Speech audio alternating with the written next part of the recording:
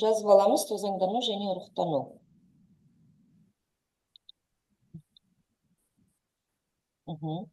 Жалпы біз сабақты бастамас бұрын, тозаңдану, ұрықтану процестерін айтпас бұрын, гүлдің құрылысына тоқталайық. Гүлдің құрылысы, жалпы гүл, ол бізде жабық тұқымдылардың көбею мүшесі, түрі өзгерген, қысқарған өркен болып табылады. Кез келген тұқым беретін, жеміс беретін өсімдіктерде гүл болады. Гүлдің құрылысы мына суреттен анықтап қарайтын болсақ, нақты көрсетілген сандармен. Бірінші, ол бізде гүлдің сағағы, яғни гүлдің сабағына орналасқан жері, ол бізде гүл сағағы деп аталады, гүлдің жіңішкерген жері. Екінші нөмірдегі ол бізде гүлдің табаны. Барлық бөлімдері бекінеді, кеңейген жері гүл табаны деп аталады. Үшінші, ол бізде жасыл түсті жапырақ, яғни әртүрлі түсті күлте жапырақтардың астында тұратын жасыл түсті, ол тостағанша жапырақша деп аталады. Көбіне жасыл түсті болады. Кейбір өсімдікте гүлдерде тостағанша жапырақшалары болмайтын түрлері де кездеседі. Төртінші нөмірлі, ол бізде күлте жапырақша, яғни алуан түсті шірнеліктер болады. Олардың түстері әртүрлі, мысалы гүлдерге байланысты, күлгін түсті гүлдер, қызыл түсті, сары түсті, ақшыл, қызыл деген сияқты түстегі күлте жапырақшаларды кездестіруге болады. Және бесінші, ол бізде аталықтар, және алтыншы нөмірде ол аналық болып табылады. Жалпы өсімдіктер бізде дара жынысты және қос жынысты болады. Дара жынысты дегеніміз ол гүлдерде тек аталық немесе аналық болады. Мысалы, ішкері өсімдігі. Келесі бізде қос жынысты өсімдіктер болады. Аталығы мен аналығы бір гүлде орналасады. Мысалы алатын болсақ, қызғалдақ, раушан, алма, өрік деген сияқты өсімдіктерді алуға болады. Негізгі тақырыбымызға оралайық, ол бізде тозаңдану түрлері, яғни өсімдік бізде көбею үшін бізде екі түрлі тозаңдану түрі жүреді. Салтанат, Макаренконың екінші камерасын қосып жүресіз бе? Естілмей жатыр бізге. Экран.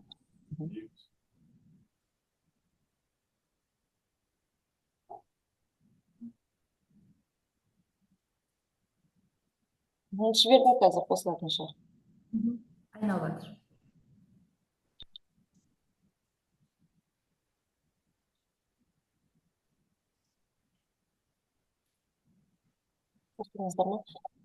Тозаңдану түрлері бізде екіге бөлініп тұр. Ол өздігінен тозаңдану және айқас тозаңдану деп аталады. Жалпы тозаңдану дегеніміз не? Тозаңдану процесі тозаңқаптың жарылуынан кейін босаған аталық тозаңның аналық аузына барып түсуі. Егер тозаңдану болмаса, өсімдік бізде жеміс түзбейді.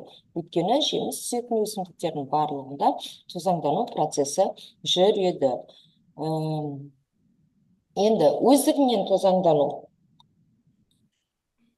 өздігінен тозаңдану, яғни суретте көріп тұрғандай, бір гүлде болатын аталықтың аналығының аузына барып түсуі. Өздігінен тозаңдану кезінде бір гүлдің аталығындағы тозаң осы гүлдің аналық аузына келіп түседі.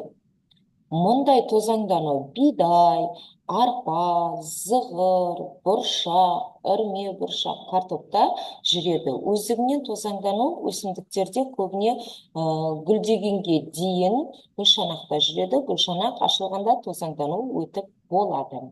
Өздігінен тозаңдану гүлі ашылмайтын өсімдіктерде ерекше айқын байқалады. Бұл жағдайда тозаң ылғалдың әсерінен жәндіктердің жеуінен қорғалады. Яғни сол гүлдің ішінде ғана тозаңдану процесі жүріп отырады деген сөз. Келесі бізде тозаңдану ол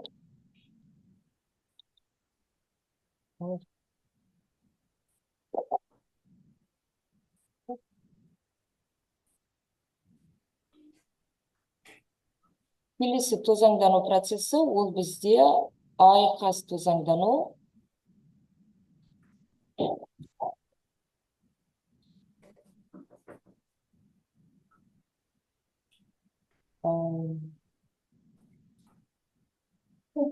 Келесі тозаңдану процесі ол бізде айқас тозаңдану процесі болып табылады.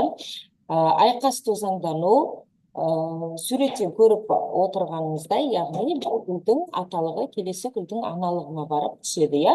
Басым және прогрессивті құбылыс, өйткені бұл тәсілде біршама әртүрлі жағдайда өскен аталық және аналық даралардың қасиеттерін біріктіруші ұрпақ түзіледі.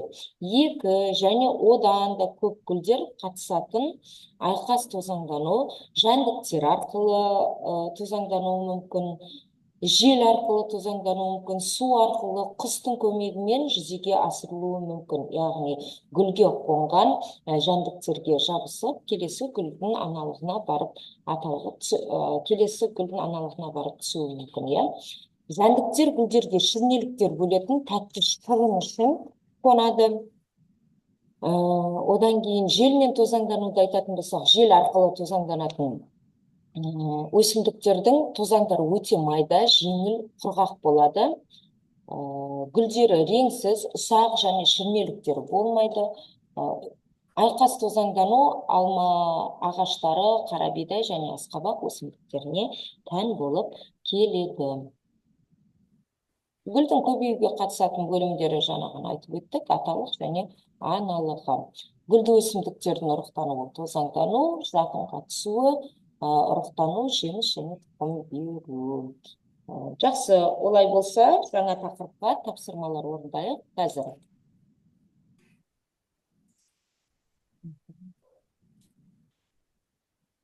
Бірінші гүлдің құрылысына келуге ең басында өттік, гүл жабық тұқымдылардың көбею мүшесі түрі өзгерген, қысқарған, өркендеп. Яғни гүлдің қай бөлігі қалай деп аталады, соған тоқталайық, иә. Мына жерде толықтай ақпарат берілген. Қазір естеріңізге салып өту үшін, мына бізде гүлдің табаны, жасыл жапырақшалары, бостағанша жапырақшалары, әртүрлі түсті ол күлте жапырақшалары және аталықтары мен аналығы деп аталады. Енді мына жерде айтып отырсаңыздар, көрсетейін нүктені. Бірінші, иә, сол қайсы жауапқа сәйкес келеді, мен соған сызып апарамын.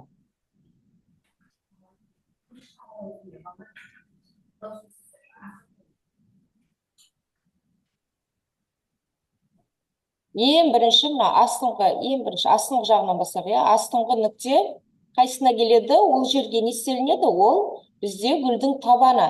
Сондықтан да оған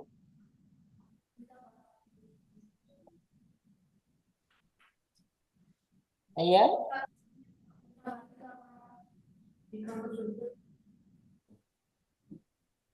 ең астында тұрғандықтан оған гүлдің барлық бөліктері не істейді?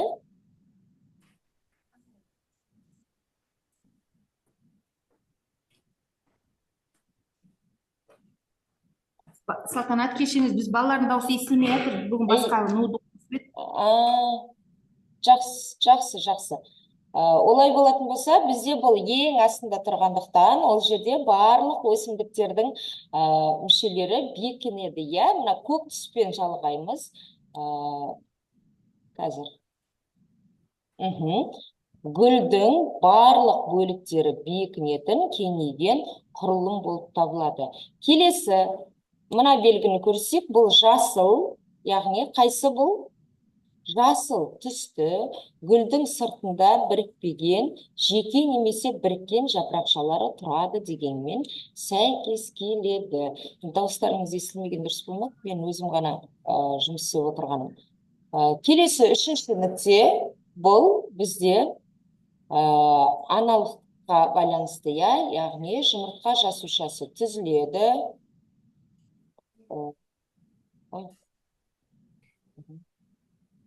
Жұмыртқа жасушасы түзіледі, ұрықтану үдерісі өтеді, тұқым пайда болатын құрылым. Келесі, ол бізде іші қуыс, ұзынша келген түтікше. Жоғары жағына өтейік. Жоғары жағында ол бізде тозаңды қабылдайды, жабысқақ болады. Яғни осы жауап сәйкес келеді. Келесісіне келейік. Ол бізде тозаңдар түзіледі, уақытша сақталады. Келесі, бұл бізде жаңағы айтқам, басында күлте жапырақшалар деп аталады, ашық реңді болады, жәндіктерді өзіне еліктіреді, хош иісті болады деп, сондықтан да бұл осы жауапқа сәйкес келеді. Хош иісі, тәтті, шірнесі, ашық реңдері гүлді тозаңдандыратын бунақ денелерді еліктіреді. Келесі тапсырма ол бізде қалды, яғни ұзынша келген шөпше аталыққа байланысты. Жауаптарын жіберейік. Бұл бізде сонда болады барлық жауаптары дұрыс деген сөз.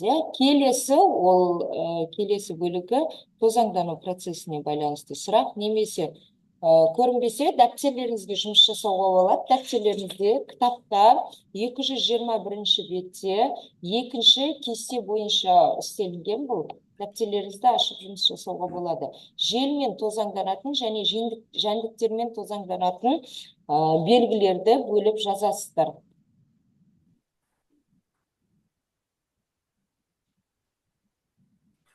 Уақыт кетті. Орындап алыңыздар, немесе дауыстарыңыз естілсе, сабаққа қосылып, осы жерде тапсырманы орындасақ болады. Ашық түсті күлте қайсына жатқызуға болады?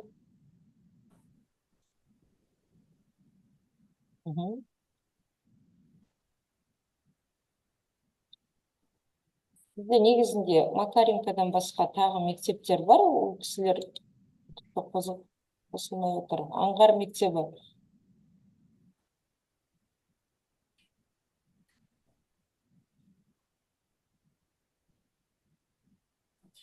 Ашық түсте күлтені жәндіктер тозаңданатынға жіберейік.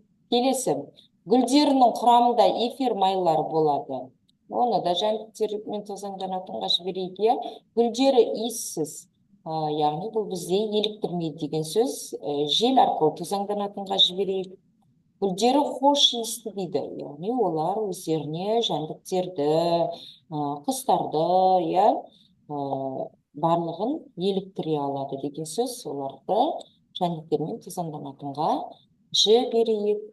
Келесі ұсақ құрғақ тозаң, яғни құрғақ дегеніміз ол өте жеңіл, шамалы жел тұрса ұшып кетуге, қозғалып кетуге қабілетті деген сөз. Яғни ұсақ құрғақ тозаңды жел арқылы тозаңданатынға жіберіп көрейік.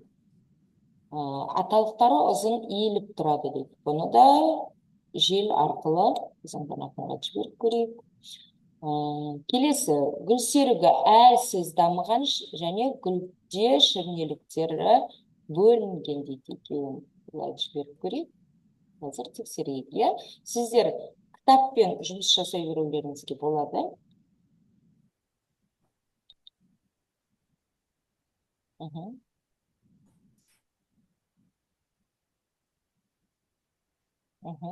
Барлық жауаптары дұрыс болды.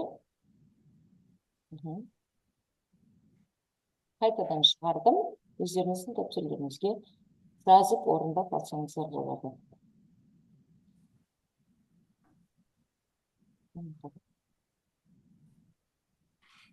Жақсы апаймен тоқтата берейін, болса да дауыс ештеңе естіліп жатқан жоқ, балалар ары қарай тапсырма орындай берсін. Жақсы, сау болыңыздар.